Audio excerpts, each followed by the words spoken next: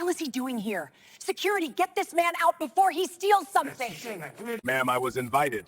Invited by who? The kitchen staff. God, the nerve. Richard, call the police. He probably cased this place online. Hey, buddy, the back door is that way. Move it. Relax. This is going viral. The wedding crasher thinks he can just walk in with real people. What the hell is he doing here? Security, get this man out before he steals something. The oceanfront pavilion at Wellington Manor blazed like a shrine to excess, a cathedral built not for faith but for wealth.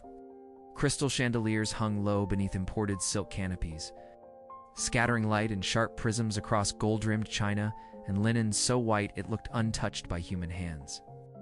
300 elite guests drifted through the space as if born to it, women in sculpted designer gowns, men in tailored suits that whispered money without saying a word. Dom Perignon flowed freely, refilled before glasses ever reached half empty. At the edge of this polished fantasy, standing quietly at the guest registry, was a black man in a tailored suit. He did not fidget, he did not shrink. He stood straight, shoulders squared, posture calm and assured, as though the room belonged to him just as much as anyone else inside it. His voice, when he spoke, was measured and respectful. "Ma'am, I was invited." The reaction was immediate and vicious. Invited. A blonde woman dripping in diamonds shrieked with laughter, the sound sharp and mocking. Heads turned, smiles curved into smirks. "By who?" she scoffed, eyes raking him openly. "The kitchen staff?" God, the nerve. Her hand fluttered toward a man nearby. "Call the police." "He probably cased this place online." An older man leaned forward, irritation etched into his face, snapping his fingers at the black man as though summoning an animal. "Hey, buddy, the back door is that way." "Move it." A socialite raised her phone, already recording, her grin wide and cruel. This is going viral. Wedding crasher thinks he can just walk in with real people. Laughter rippled through the crowd, light and careless, the kind that came easily to those who had never been questioned at a door in their lives. The man did not respond. He did not argue. He did not defend himself. He stood motionless, dignified, silent, absorbing the moment without flinching. What happened next would shatter everything these people thought they understood about power, its privilege, and the price of judging a man by his skin before his story.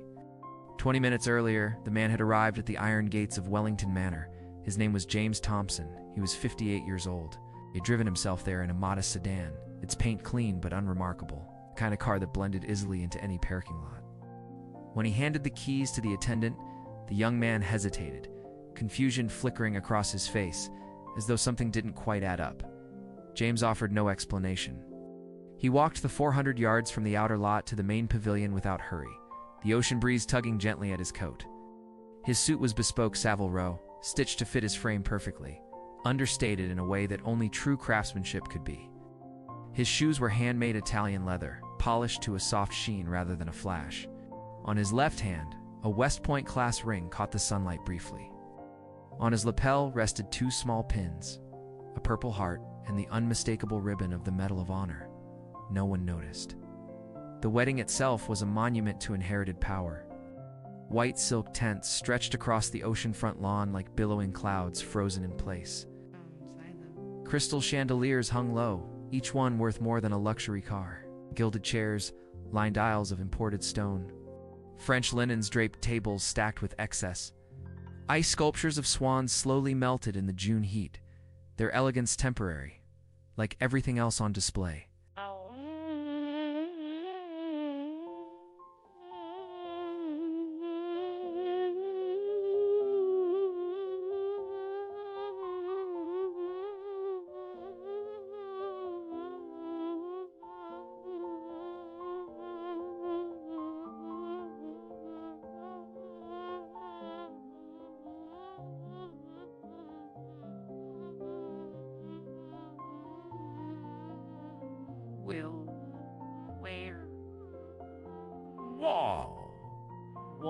Well, censure, I'm so well adored. Women wore Chanel and Dior as if uniforms.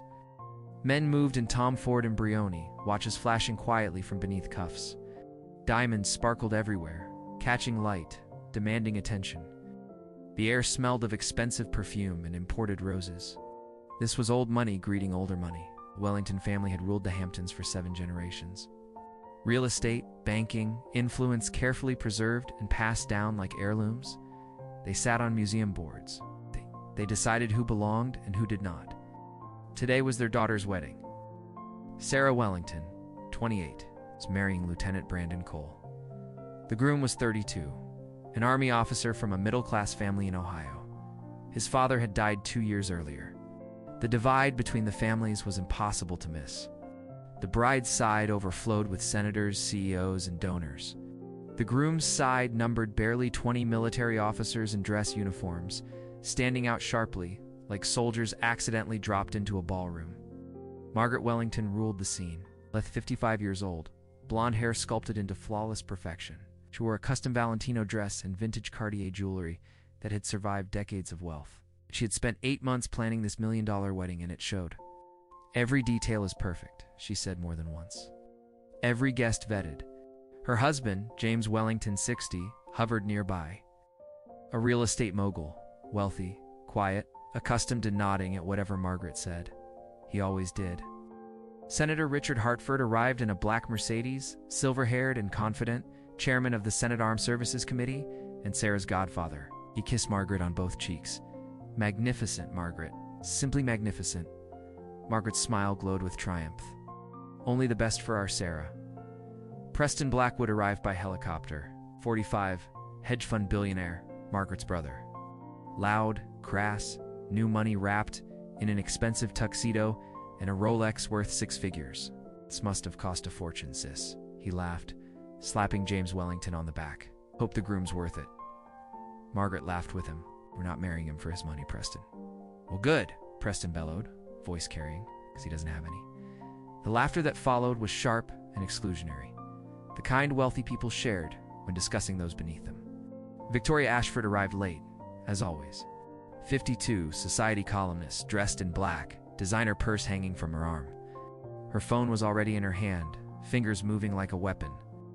An invitation in her column meant social survival. A slight meant social death. "Victoria, darling," Margaret air-kissed her. "Wouldn't miss it," Victoria replied. Already typing, already deciding who mattered. Near the ceremony entrance, the military officers clustered together, stiff and uncomfortable. They drank sparingly. They didn't laugh at Preston's jokes. Colonel Patricia Reynolds stood with her arms crossed. 48, black career officer. Her eyes kept drifting to the entrance. "He should be here by now," she muttered. "Maybe he changed his mind." Major Morrison replied quietly, after what Brandon told him about the family. Reynolds shook her head. He gave his word. "He'll come." The contrast between the two worlds was brutal. Wealth wore armor designer labels, champagne, conversations about yachts and summer homes in the south of France. The soldiers spoke of deployments, training exercises, brothers and sisters lost in combat. Their uniforms were immaculate, their lives anything but glamorous. Margaret made comments throughout the morning, sweet enough to deny, sharp enough to wound. "Brandon's friends are so earnest," she said loudly. "Very committed, very different. I hope they know how to behave at a proper wedding." Sarah heard every word. She said nothing. Loving her husband and loving her mother felt like standing on a fault line. Inside the manor house, Brandon adjusted his dress uniform, checking his watch every 3 minutes. He was waiting for the most important guest of his life, the man who had carried him out of a burning vehicle under enemy fire. The man his new mother-in-law was about to humiliate. The string quartet played Vivaldi. Waiters glided with champagne and caviar. The ocean crashed softly against the rocks. The sun painted everything gold. It was perfect. It was about to explode. James Thompson reached the guest registry table. A young woman in a headset smiled politely as he picked up the gold pen. "Excuse me?" Margaret's voice sliced through the pavilion like a whip crack. "What do you think you're doing?" Conversations froze. Heads turned. Margaret Wellington strode toward the table, heels clicking sharply against marble. Her face was tight with outrage, lips pressed thin, as if holding back something poisonous. Margaret Wellington stopped directly in front of him, close enough that her perfume, sharp, floral, expensive, cut through the ocean air. James Thompson lifted his eyes to meet hers without flinching. His voice remained calm, even respectful. "Signing the guest book, ma'am." You most certainly are not. Margaret snatched the pen from his hand with a sharp, practiced motion, as though reclaiming something stolen. This is a private event for invited guests only. I am invited. James reached into his jacket pocket, slow and deliberate. I have stopped right there. Preston Blackwood materialized beside his sister, his presence loud even before he spoke. Don't reach for anything. Security. Almost instantly, 2 security guards appeared, moving with rehearsed urgency. Kyle Patterson led them. 35 former police officer, white. His eyes scanned James from head to toe, cataloging him with practiced suspicion, the way men like him were trained to do. Sir, Kyle said evenly, we're going to need you to come with us. James withdrew his hand and instead produced an embossed invitation. Cream cardstock, heavy gold lettering. His name printed clearly across the front. Lieutenant Colonel James Thompson. He held it out toward Margaret. Margaret barely glanced at it. Her laugh was dismissive, brittle. Anyone can print these. I personally approved every name on this list, and you are not on it. The crowd began to gather. At first, 20 guests drifted closer, curiosity pulling them in. Then 40, then 60. Phones rose into the air like a field of flowers turning toward sunlight, recording, photographing, feeding on the spectacle. Senator Richard Hartford pushed through the growing circle, his voice booming with authority long before he reached the center. Margaret, what's the problem here? This man is crashing the wedding, Richard, Margaret snapped. He's refusing to leave. Hartford looked James over slowly, eyes narrowing, assessing. Son, he said, his tone condescending and firm, this wedding is for invited guests only.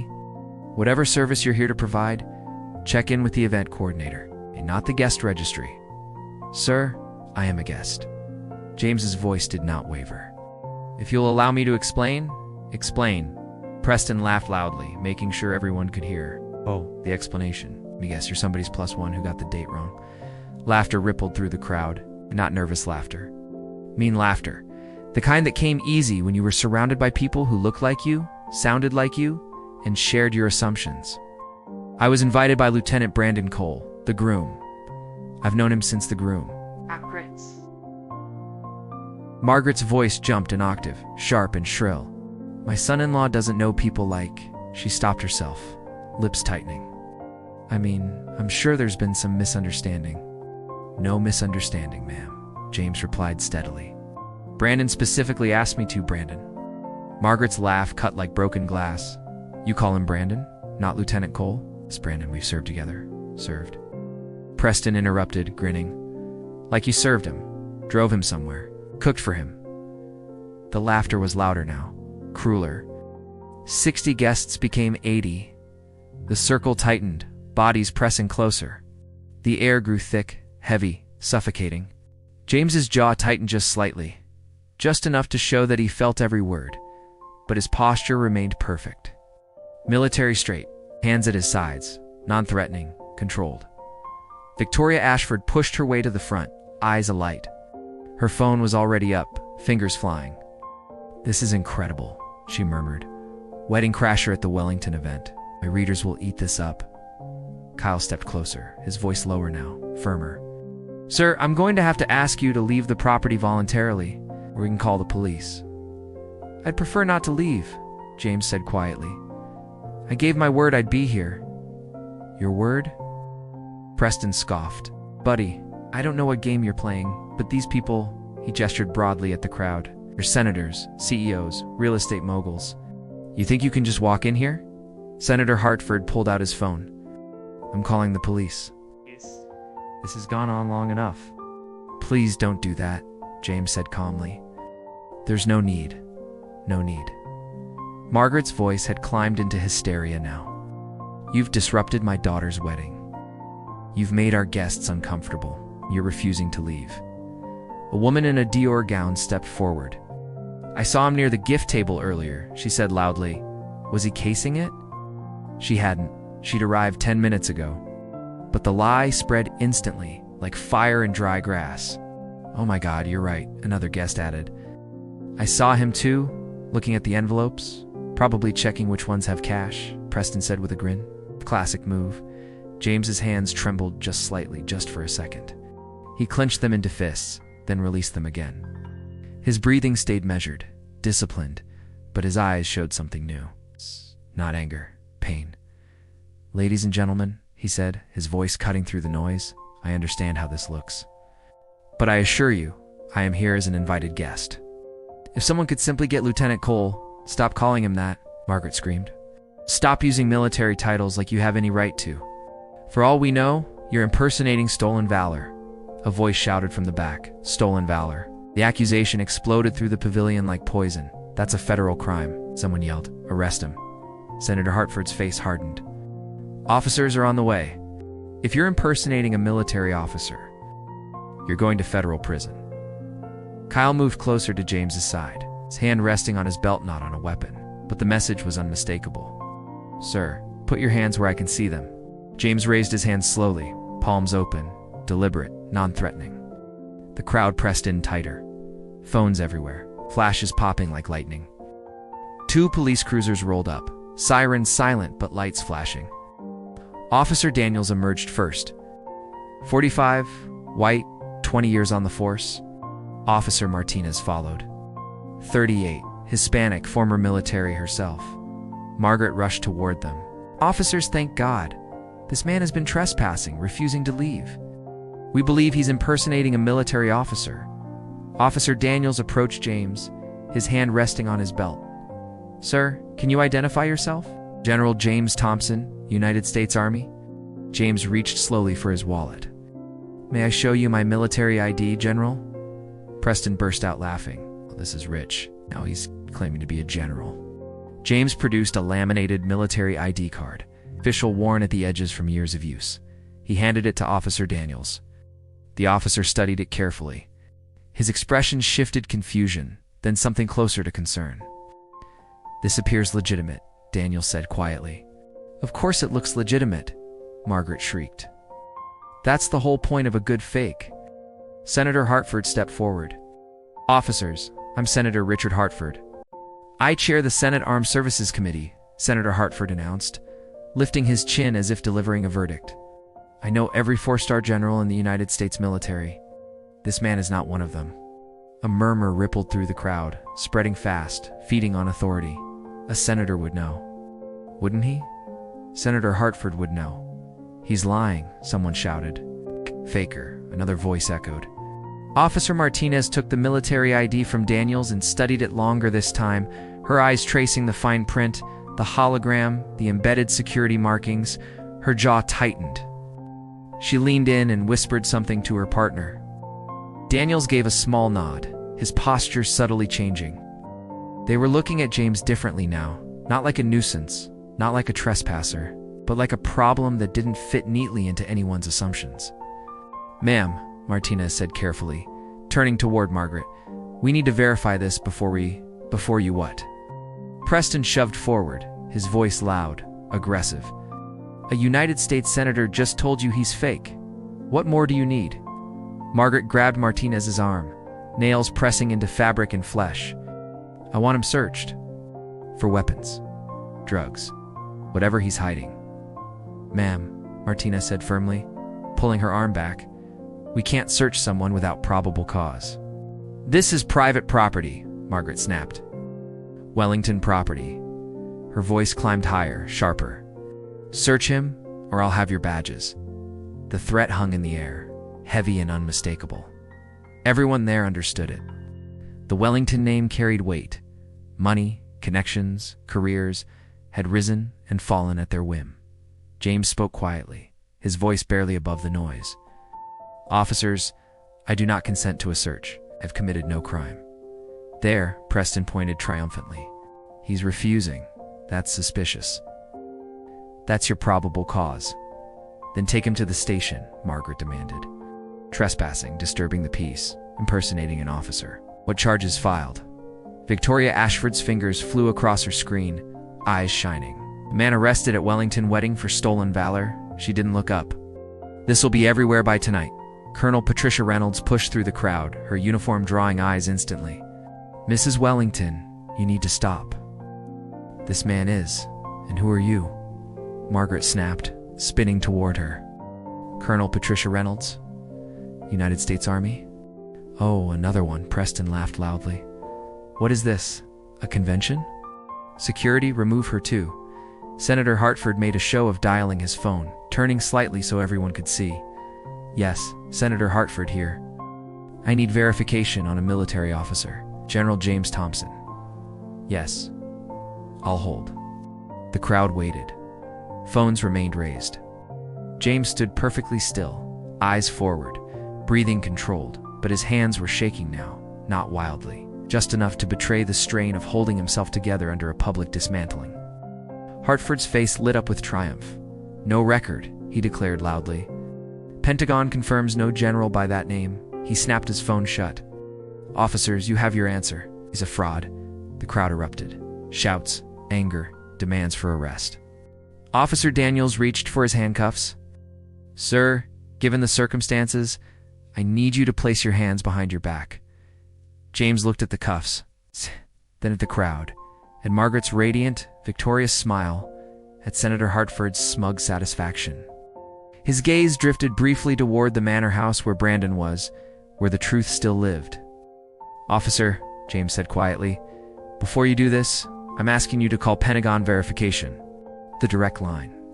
I can give you the number. More stalling hookup, Margaret shouted. Handcuff him now. Daniel stepped behind James. The cuffs clicked open. The crowd cheered. The metal was cold against James's wrists. One cuff snapped shut, then the other. The sound echoed across the pavilion like gunshots. The crowd actually applauded as if they had just witnessed justice instead of a public lynching wrapped in silk and diamonds. Finally, Preston pumped his fist. About time someone put him in his place. Victoria Ashford held her phone high, narrating over the noise. And this, ladies and gentlemen, is how the Wellington family handles wedding crashers. Swift, decisive. No tolerance for criminals. Margaret smoothed her dress, satisfaction glowing on her face. Officers, I want him taken away immediately. I want a full report filed. Trespassing, stolen valor, attempted theft. All of it. Ma'am, we haven't established, Officer Martinez began. You've established enough. Margaret cut her off. A United States Senator confirmed he's a fraud. What more do you need? James stood with his hands cuffed behind his back. His posture remained straight, military perfect. But something had changed in his eyes. The calm was cracking not into rage, but into something deeper. Resignation mixed with a profound, aching sadness. Officer Daniels reached for his radio. Dispatch, this is Unit 12. We have one in custody at the Wellington estate. Need a supervisor. The radio crackled with static. Then another voice cut through, older, sharper, carrying authority. Unit 12, this is Captain Stevens. What's the situation? Sir Daniels replied. We have a male subject claiming to be General James Thompson. ID appears authentic, but we're getting conflicting information. What ID number? Stevens asked. Daniels read it off the card. The radio went silent. 10 seconds. 20. 30. The crowd shifted, murmured, waited. Unit 12 Stevens came back, his tone entirely different, now measured, cautious. Do not take any further action. Repeat, do not take any action. Supervisor is en route. ETA 3 minutes. Maintain position. Daniels looked at Martinez. She met his eyes. Something unspoken passed between them. Daniels reached toward James's cuffs. What are you doing? Margaret shrieked. Don't you dare uncuff him. Ma'am, we received orders too. I don't care what orders you received, Margaret snapped. I'm giving you orders. As the property owner, I'm telling you to remove this criminal from my daughter's wedding. Senator Hartford stepped forward. Officers, I'm invoking my authority as chairman of the Armed Services Committee. This man is impersonating a military officer. That's federal jurisdiction. I'm instructing you to maintain custody. Officer Martinez's jaw tightened. Senator, with all due respect, we take orders from our chain of command, not from Hartford began. Not from a senator, Martinez finished calmly. Hartford's face flushed red. Do you know who I am? Do you know what I can do for your career? Yes, sir, Martinez said quietly. We do. The crowd pressed closer now. 100 people at least. All filming, all watching, all waiting for blood. Preston pushed to the front. What's the holdup? Take him away. My sister wants him gone. Sir, please step back, Daniel said. Don't tell me to step back. Preston leaned in, his face inches from the officers. My family donates $500,000 a year to the police union. The chief golfs with my brother-in-law. You think you can just ignore us? A voice shouted from the crowd. They're protecting him. The accusations sliced through the air, sharp and ugly. The cops are in on it. Another voice followed immediately. He probably paid them off. Police corruption. Do your jobs. The energy shifted, thickening, turning dark. What had been mockery became something far more dangerous: mob logic, collective outrage, hunting for release. The kind of energy that ended with broken bones, ruined lives, sometimes worse. James stood in the center of it all, hands cuffed behind his back, silent. His eyes were closed now, his lips moved slightly. No one could tell if he was praying, counting breaths, or simply retreating inward to survive the moment. Margaret sensed the crowd's momentum and seized it. She turned toward them, raised her voice. Every movement polished, every word calculated, like an actress stepping into a starring role. Ladies and gentlemen, she called, I apologize for this disruption. Her tone softened, just enough to sound gracious. This person attempted to infiltrate my daughter's wedding, to steal from you, to violate the sanctity of this celebration. But rest assured, justice is being served. Applause erupted.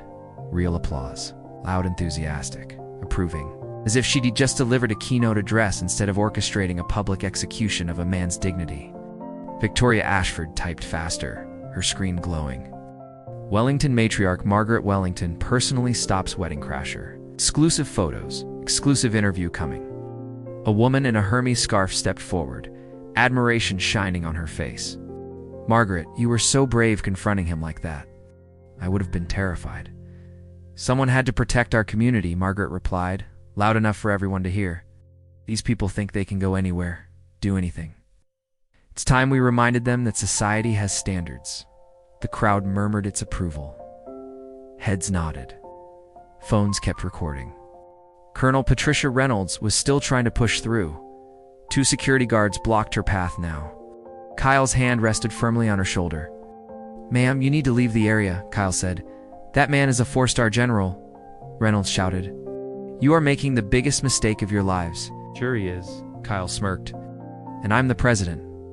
I am a colonel in the United States Army. Right, Kyle said dismissively. And I'm Superman. Security escorted her out. 2 more guards stepped in and grabbed Reynolds. She didn't resist, but her eyes searched the crowd until they found James, locked onto his face. She mouthed words only he could see. Hang on, he's coming. James didn't react, didn't acknowledge her. He stood there, cuffed, immobile, humiliated in front of 300 people who believed they were righteous. Preston circled him slowly, examining him like damaged merchandise. Look at him.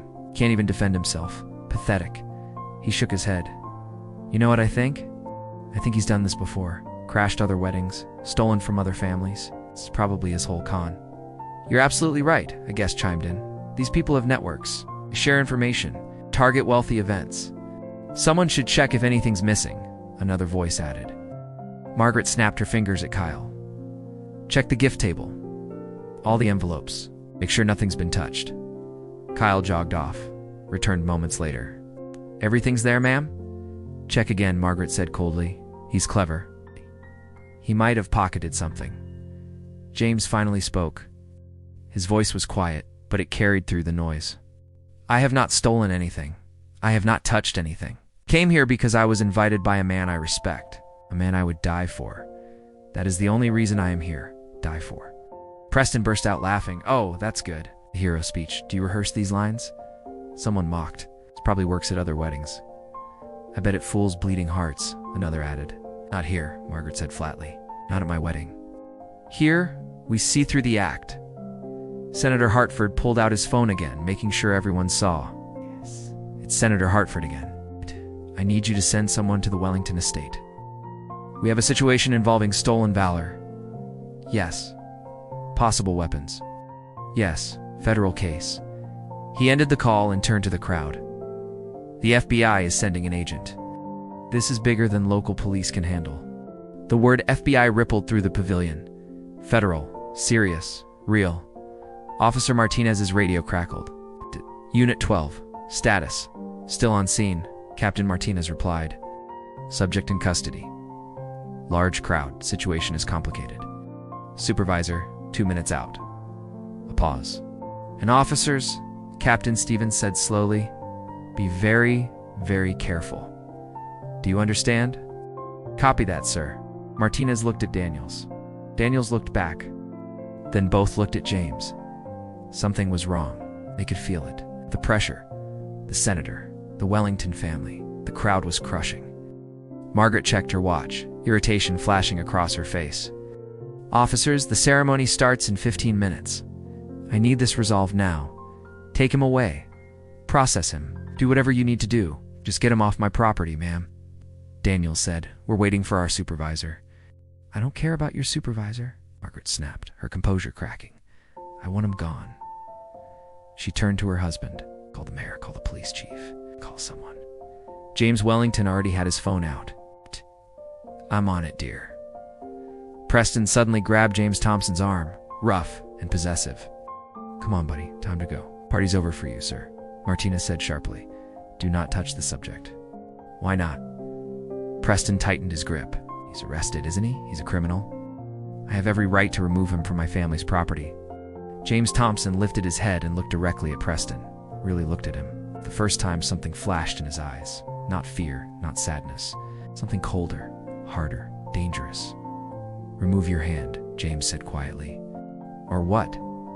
Preston leaned in close. You'll do what exactly? You're in handcuffs? You're nothing? You're nobody?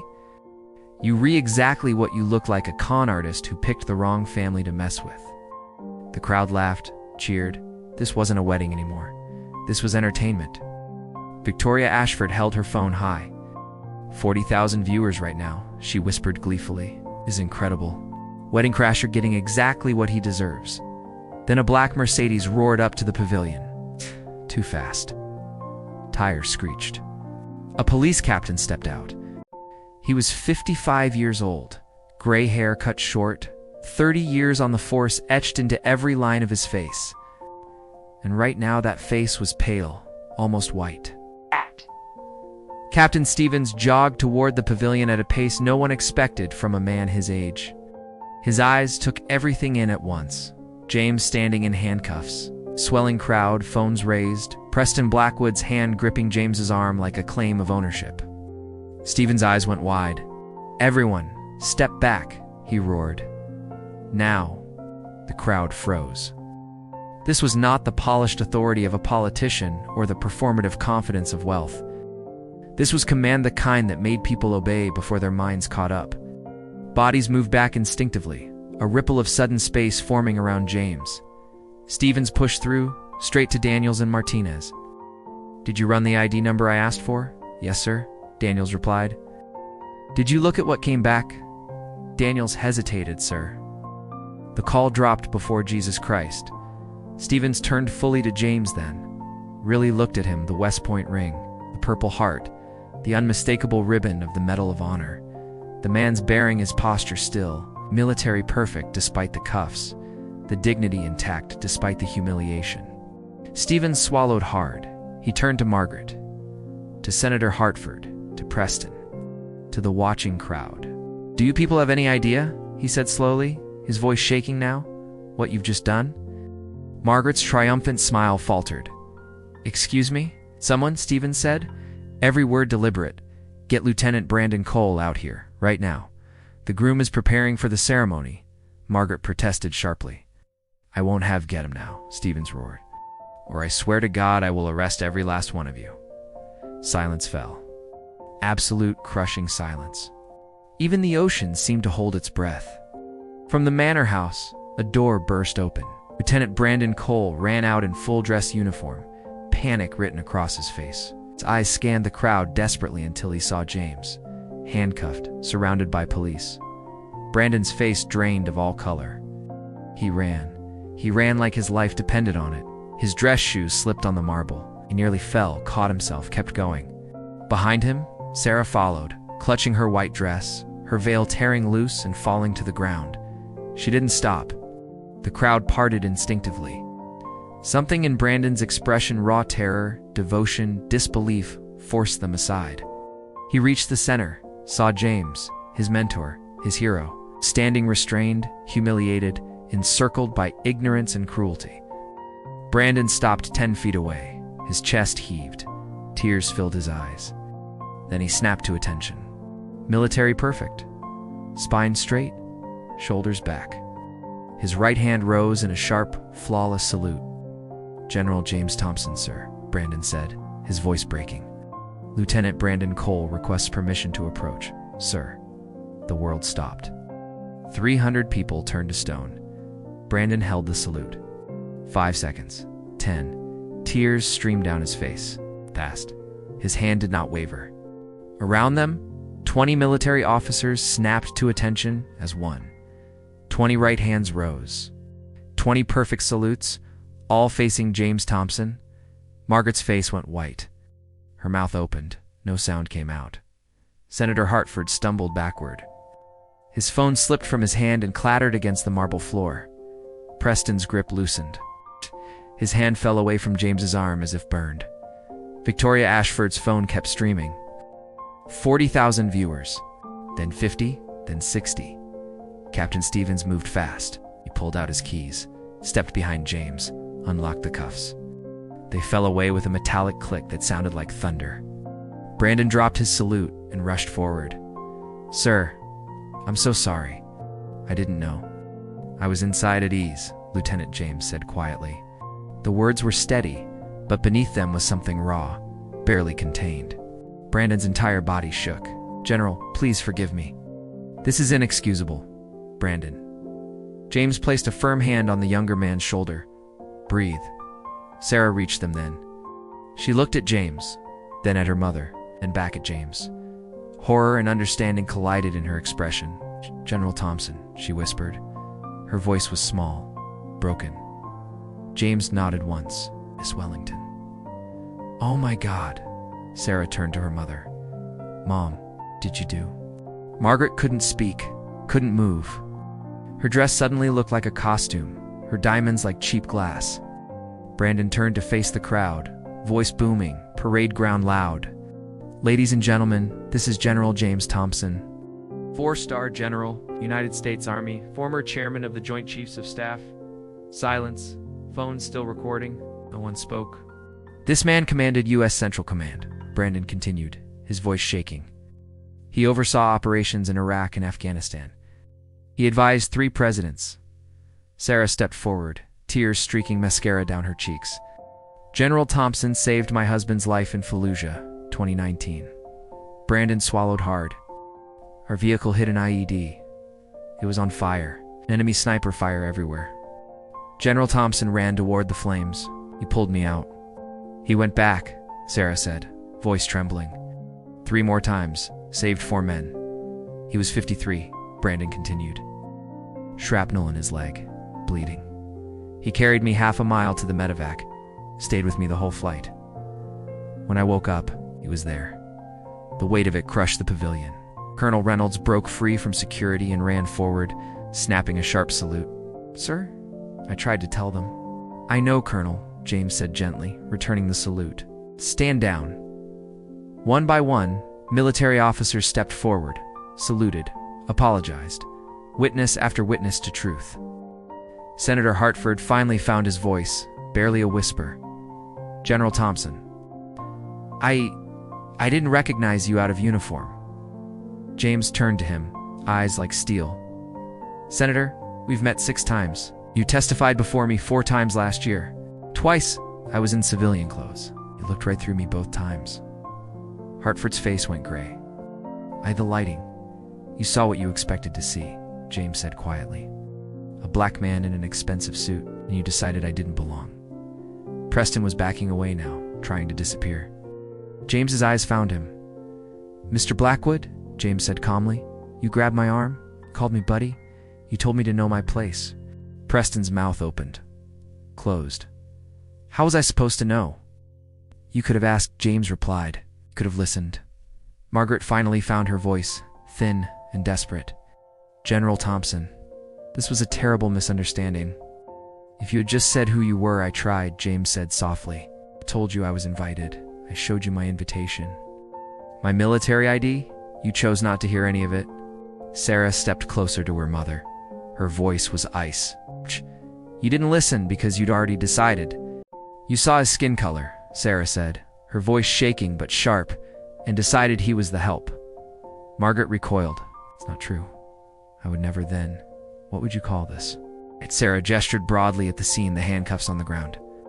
The officers, the crowd, the shattered dignity hanging in the air like smoke. You had him arrested, handcuffed. You accused him of theft. Margaret opened her mouth, searching for words that wouldn't come. Brandon stepped forward, turning to the crowd, his posture rigid with contained fury. General Thompson was going to walk Sarah down the aisle. He was going to give the first toast. He flew from Washington for this wedding. A murmur rippled through the crowd.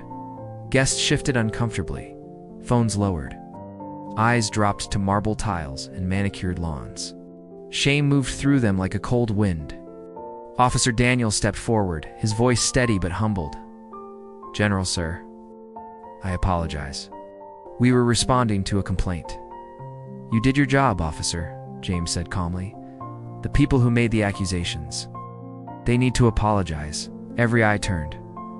Margaret, Senator Hartford, Preston, and the dozens know, hundreds of guests who had laughed, filmed, whispered, or simply watched. The silence was unbearable. Brandon came back to attention. General, sir, I understand if you want to leave. James looked at Brandon, at Sarah, at the officers still standing in salute, at the crowd of powerful, humiliated elites. Lieutenant Cole James said evenly, It's still your wedding day. And I gave you my word. Brandon's face collapsed in relief, emotion breaking through military control. James turned to the crowd. When he spoke again, his voice was commanding. Final. Everyone here witnessed what happened. Whether you mocked me, filmed me, or stayed silent, you're all complicit. The weight of it crushed the space. Margaret stepped forward, trembling. General Thompson, I apologize most sincerely. This was an honest mistake. No, ma'am, James said quietly. Not a mistake, a judgment. One you made instantly, based solely on my appearance. But with security concerns, stop. Sarah's voice sliced through the air like a blade. Just stop, Mom. Margaret turned to her daughter, desperation flooding her face. Sarah, you have to understand. I understand perfectly, Sarah said, her voice cold. You humiliated the man who saved Brandon's life. Margaret froze. What? Brandon stepped forward. Sarah's father passed away 2 years ago, he said, voice tight. She asked General Thompson to walk her down the aisle. Margaret's breath caught. He flew from Washington to do it, Sarah continued, tears spilling freely now. And you called him a thief. You had him arrested. James Wellington finally spoke, his voice hollow. Margaret, we should go inside. Inside, Sarah said flatly. This is my wedding, which you just destroyed. Leave. Senator Hartford tried to recover ground. General, surely mistakes happen in the heat of the moment, Senator, James said, turning slowly. You told the police I wasn't real. You fabricated a Pentagon call. You lied about a superior officer. Colonel Reynolds stepped forward sharply. You testified before him 8 months ago. Shook his hand, called him General. Hartford stumbled back, color draining from his face. I see hundreds of people, James said. You see what you want to see. Officer Martinez pulled out her notebook. Ma'am, we'll need formal statements. False reporting. False testimony. Civil rights violations. Margaret's voice went shrill. Civil rights, I never used racial language. You don't have to, Officer Daniels said quietly. Your actions spoke clearly. Preston tried to edge away. Captain Stevens stepped directly into his path. Mr. Blackwood, you grabbed a general officer. That's assault. I barely touched him. You grabbed my arm, James said calmly. He squeezed it. Call me nobody. Preston's wife emerged from the crowd. Her face was stone. We're done, Preston. Taking the kids. She walked away. He reached for her. She didn't turn back. Victoria Ashford frantically typed on her phone, deleting, posting. You'll print a front-page apology, James said. And the truth. All of it. My career will be destroyed, she whispered. Right. You tried to destroy mine? A man stepped forward, middle-aged, expensive suit, voice breaking. General, I filmed you. I laughed. I'm ashamed. Another stepped forward, and another. Apologies spilled out. Some cried, others stared at the ground. Many slipped away quietly, fleeing before their faces could be identified. Everyone who participated, Brandon announced, his voice ringing. Every person who laughed, filmed, or stayed silent. You know who you are? Victoria looked up from her phone, face white. It's viral, everywhere. 15 million views already. Margaret clutched her husband's arm. Do something. Our reputation is destroyed. It was destroyed by your hand, James Wellington said quietly. Brandon turned back to James. General, if you still want to, I do. James looked at Sarah. If you'll have me. She rushed forward and hugged him, sobbing into his jacket. Thank you for staying. Margaret made a broken sound. I was supposed to walk her. You made your choice, Mom, Sarah said. Officer Martinez approached. Ma'am, we need you to come to the station for a formal statement. The station? Margaret cried. During my daughter's wedding? You called us here? Officer Daniels said. That requires documentation. Senator Hartford pulled out his phone. I'm calling my lawyer. You'll need one, Captain Stevens replied. Half the guests were gone. The rest stood frozen witnesses to their own shame. Kyle, the security guard, stepped forward. Hey. Sir, I apologize. I should have verified you were following orders, James said. Factual, not forgiving. Margaret tried one last time. General Thompson, please, I'll do anything. James looked at her for a long moment. Mrs. Wellington, there's nothing you can do. Not today. Maybe not ever. Face what you've done. Take responsibility. Maybe someday you'll change. Margaret collapsed. Her husband caught her. He looked at James Thompson with naked shame. Brandon stood at attention. Shall we proceed? James straightened his jacket. We shall, Lieutenant. Let's give your bride the wedding she deserves.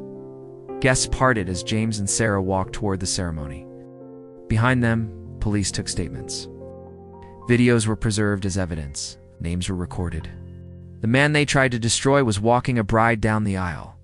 The people who tried to destroy him were now destroying themselves. Within 24 hours, the video detonated across every platform. CNN led its evening broadcast with it. Four-star general racially profiled at elite wedding. The footage played on loop. Margaret's voice, sharp and dismissive. Act. Preston's laughter. Da.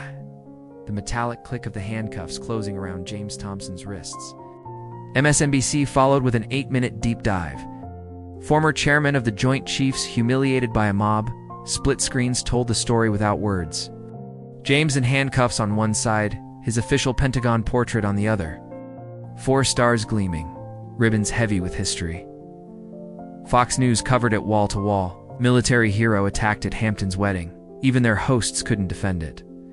By 48 hours, the numbers were staggering. 80 million views across all platforms. The hashtag wedding disgrace trended for 3 consecutive days. Facebook groups formed overnight. TikTok exploded with reaction videos, veterans in uniform, mothers of fallen soldiers, young officers saluting their screens. Every major newspaper ran it front page. New York Times, Washington Post, Wall Street Journal. Then international, London, Paris, Tokyo. Margaret Wellington's phone rang nonstop, then stopped. That silence was worse. Monday morning, the Metropolitan Museum Board called. Mrs. Wellington, the chair said evenly, we believe it's in everyone's best interest that you resign. Effective immediately, Margaret tried to protest. Your position is untenable, the chair cut in. The vote was unanimous. Lincoln Center called an hour later. Same tone, same words. By Wednesday, 3 Fortune 500 boards requested her resignation. No debate, no discussion. Her charity foundation lost $8.5 million in pledges overnight. Donors cited fundamental disagreements with leadership values. The Wellington family businesses took hits fast. 3 major contracts, $40 million combined, were canceled. No company wanted the association. Her country club revoked her membership. 600 members signed the petition. Lifetime ban. Her husband's membership too. Senator Hartford's collapse was faster and louder. Tuesday morning, the Senate Ethics Committee announced a formal investigation. Charges: lying to law enforcement, abuse of position, conduct unbecoming. By Wednesday afternoon, he was removed as Armed Services Committee chairman. The vote was bipartisan. His own party didn't defend him. His home state newspaper ran a blistering editorial: Senator Hartford must resign. They listed every lie, every fabricated call, every abuse of power. Town halls were canceled. Threats flooded his office. His approval rating collapsed from 67% to 23% in 6 days. 3 major donors withdrew funding. Primary challengers announced. His political career was over. Preston Blackwood's reckoning came from the markets. His hedge fund hemorrhaged clients. $200 million withdrawn in 72 hours. Partnerships dissolved. Bloomberg's headline was ruthless: Blackwood Fund collapses after racist tirade. The financial world moved fast. Brutal. Final. His country club expelled him. His children's private school requested withdrawal. Other parents threatened to pull their kids. His divorce was filed publicly. His wife's statement was devastating: I cannot remain married to someone whose character I fundamentally misjudged. Victoria Ashford didn't survive the week. Her syndicated column was terminated Friday morning. Her book deal vanished. Speaking engagements evaporated. 200,000 followers became 15,000 in 7 days. Journalism schools began using her clips as examples. How not to report. How bias destroys credibility. 6 weeks later, criminal proceedings began. The courtroom was packed. Media everywhere. Cameras lined the walls. This was the trial the country demanded. Margaret Wellington arrived flanked by 3 high priest attorneys. Conservative suit, no diamonds. Carefully practiced humility. It didn't work. The district attorney prosecuted personally. Your Honor, she said, voice steady. Mrs. Wellington weaponized law enforcement against an innocent man. She lied. Fabricated accusations, incited a mob all driven by racial prejudice. Margaret's lawyer rose. Your Honor, my client made an error in judgment. She has already suffered enormous consequences. Consequences she brought on herself, the prosecutor snapped.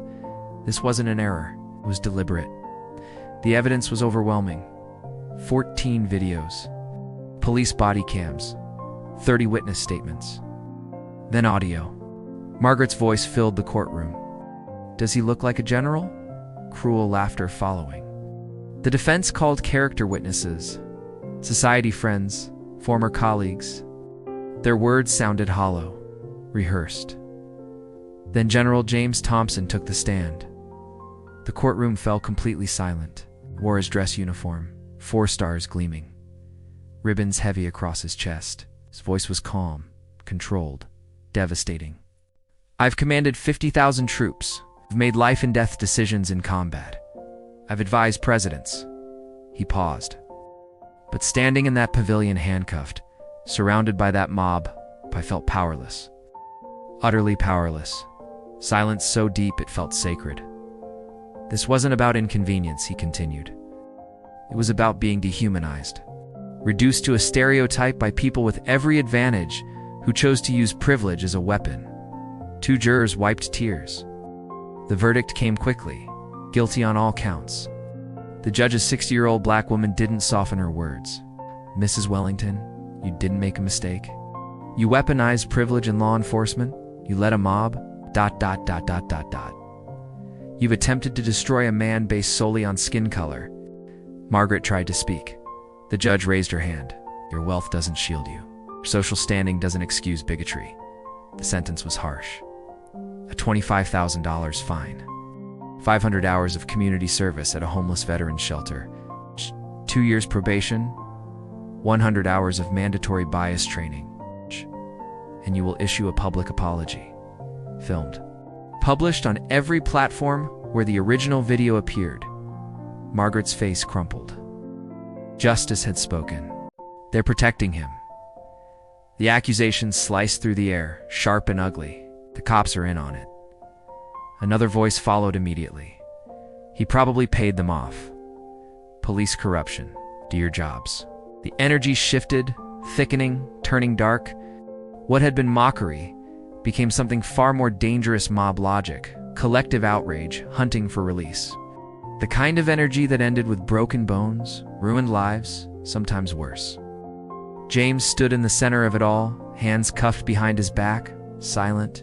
His eyes were closed now, his lips moved slightly.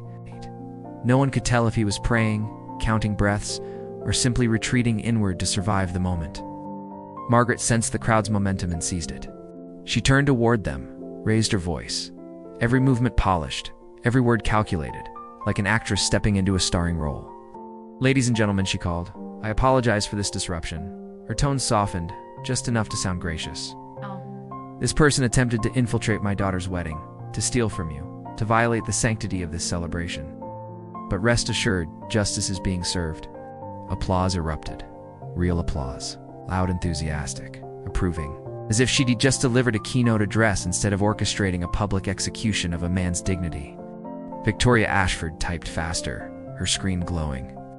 "Wellington matriarch Margaret Wellington personally stops wedding crasher. Exclusive photos, exclusive interview coming."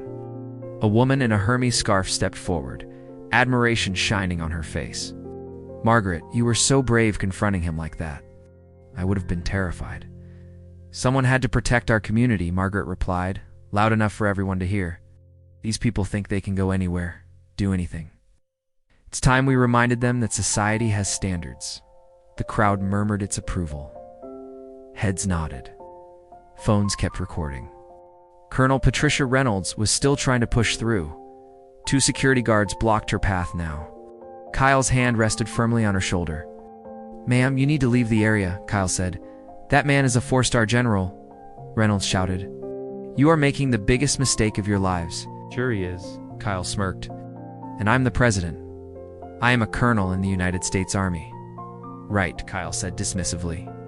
"And I'm Superman." Security escorted her out. 2 more guards stepped in and grabbed Reynolds. She didn't resist, but her eyes searched the crowd until they found James, locked onto his face. She mouthed words only he could see. "Hang on, he's coming." James didn't react, didn't acknowledge her. He stood there, cuffed, immobile, humiliated in front of 300 people who believed they were righteous. Preston circled him slowly, examining him like damaged merchandise. "Look at him. Can't even defend himself. Pathetic." He shook his head. "You know what I think? I think he's done this before. Crashed other weddings, stolen from other families. It's probably his whole con." "You're absolutely right," a guest chimed in. "These people have networks. They share information, target wealthy events." "Someone should check if anything's missing," another voice added. Margaret snapped her fingers at Kyle.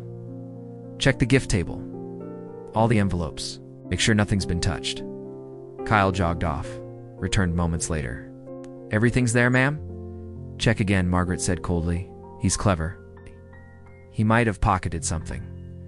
James finally spoke. His voice was quiet, but it carried through the noise. "I have not stolen anything. I have not touched anything. Came here because I was invited by a man I respect, a man I would die for. That is the only reason I am here. Die for." Preston burst out laughing. "Oh, that's good. A hero speech. Do you rehearse these lines?" Someone mocked. "This probably works at other weddings." "I bet it fools bleeding hearts," another added. "Not here," Margaret said flatly.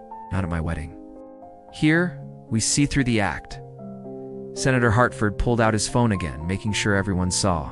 "Yes, it's Senator Hartford again. I need you to send someone to the Wellington estate. We have a situation involving stolen valor." "Yes." "Possible weapons." "Yes." "Federal case." He ended the call and turned to the crowd. "The FBI is sending an agent.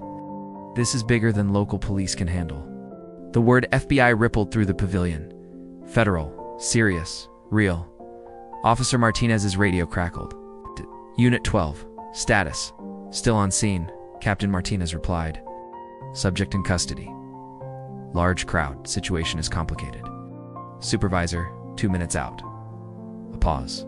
"And officers," Captain Stevens said slowly, "be very, very careful. Do you understand?" "Copy that, sir." Martinez looked at Daniels. Daniels looked back. Then both looked at James. Something was wrong. They could feel it. The pressure. The senator. The Wellington family. The crowd was crushing. Margaret checked her watch, irritation flashing across her face. Officers, the ceremony starts in 15 minutes. I need this resolved now. Take him away. Process him. Do whatever you need to do. Just get him off my property, ma'am.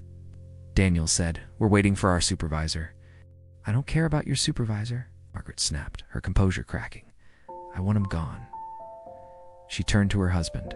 Call the mayor, call the police chief, call someone. James Wellington already had his phone out. I'm on it, dear. Preston suddenly grabbed James Thompson's arm, rough and possessive. Come on, buddy, time to go. Party's over for you, sir, Martina said sharply. Do not touch the subject. Why not? Preston tightened his grip. He's arrested, isn't he? He's a criminal. I have every right to remove him from my family's property. James Thompson lifted his head and looked directly at Preston. Really looked at him. The first time something flashed in his eyes. Not fear, not sadness. Something colder, harder, dangerous. Remove your hand, James said quietly. Or what? Preston leaned in close. You'll do what exactly? You're in handcuffs? You're nothing? You're nobody? You exactly what you look like, a con artist who picked the wrong family to mess with. The crowd laughed, cheered. This wasn't a wedding anymore. This was entertainment. Victoria Ashford held her phone high. 40,000 viewers right now, she whispered gleefully. Is incredible. Wedding Crasher getting exactly what he deserves. Then a black Mercedes roared up to the pavilion. Too fast. Tires screeched. A police captain stepped out.